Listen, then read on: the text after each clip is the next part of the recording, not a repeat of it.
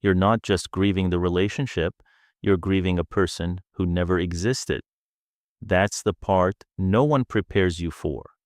The person you fell in love with, the one you trusted, the one you built your life around, was a carefully constructed performance. And somewhere between the beginning and the end, the mask slipped, and you saw something underneath that you could not unsee. Now you're left trying to reconcile two completely different people, the one you thought you knew, and the one that was actually there all along. Today, we decode why this happens, what it does to you, and how you begin to rebuild when the foundation wasn't real to begin with. Welcome to MindFrame Lab, where we decode human behavior. One of the most disorienting experiences a person can have is discovering that someone they deeply trusted was not who they appeared to be. Not a misunderstanding, not a flaw they missed, a deliberate construction, a version of a person designed specifically to gain your trust, your love, and your loyalty. The grief that follows this discovery is unlike ordinary grief because you're not just mourning a lost relationship. You're mourning a version of reality that turned out to be false. And that kind of loss reaches deeper than most people around you will understand. Psychologists use the term false self to describe the constructed persona that certain personality types, particularly those with narcissistic or dark triad traits, present to the world. The false self is not accidental. It is built with precision. It is designed to reflect back exactly what the target needs to see. Warmth for someone who craves connection, strength for someone who needs security, understanding for someone who has never felt seen.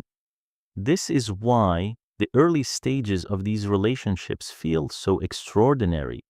It is not coincidence that they seemed perfect for you. They studied you, they identified what you needed, and they became it. The clinical term for this process is mirroring, and it is one of the most powerful tools in the manipulator's arsenal because it bypasses your critical thinking entirely. You are not falling for a lie. You're falling for a reflection of your own deepest needs.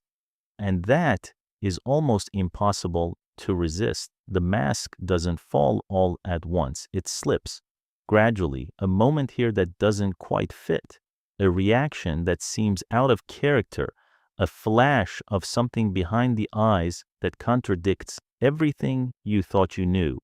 And then it's gone, explained away. And you tell yourself you imagined it. Until one day, you didn't imagine it anymore. The grief that follows the unmasking of a false self is a specific and particularly painful type of loss. In normal grief, you mourn something that was real, a person who existed, a relationship that happened, a future that was possible. In this grief, you mourn something that was never real.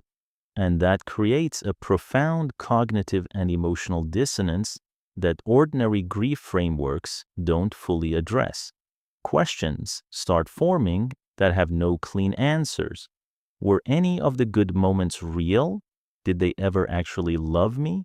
Was I just a source of supply? Was I chosen because I was easy to manipulate? And the most corrosive question of all, how did I not see it? That last question is where most people get stuck. The self-blame, the repeated autopsy of every interaction, looking for the moment you should have known.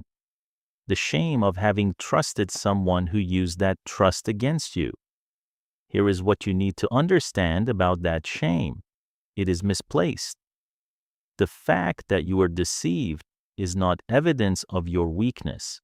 It is evidence of their skill. These are people who have spent years, sometimes a lifetime, perfecting the art of appearing to be something they are not.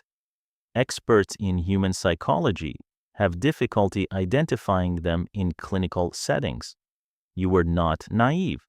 You were targeted. The second layer of this grief is the loss of your own sense of reality.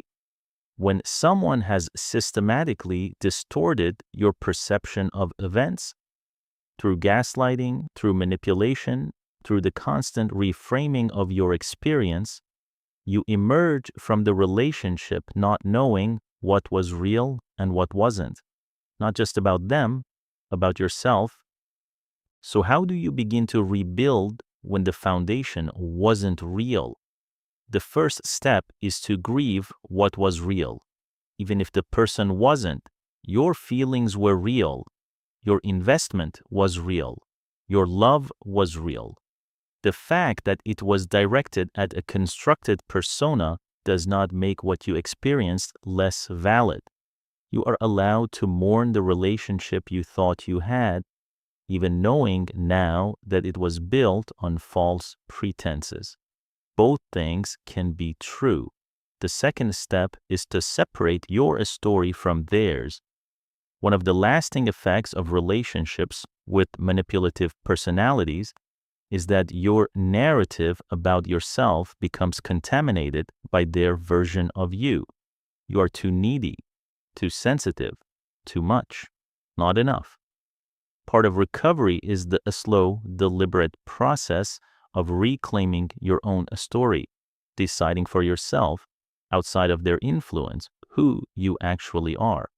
This is harder than it sounds, because their voice tends to linger long after they're gone.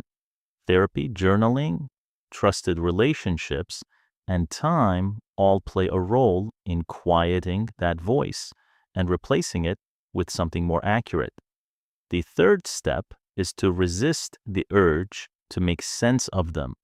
One of the most common traps in recovery is the obsessive attempt to understand the person who hurt you. Why did they do it? Did they ever care? Are they capable of love? These are understandable questions, but they are also questions that have no satisfying answers, and pursuing them keeps you tethered to someone who has already taken enough from you. The goal is not to understand them.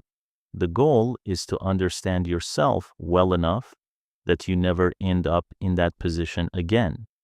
The person who destroyed you was never who you thought they were, but the person you are becoming on the other side of this is more real than anything they ever showed you.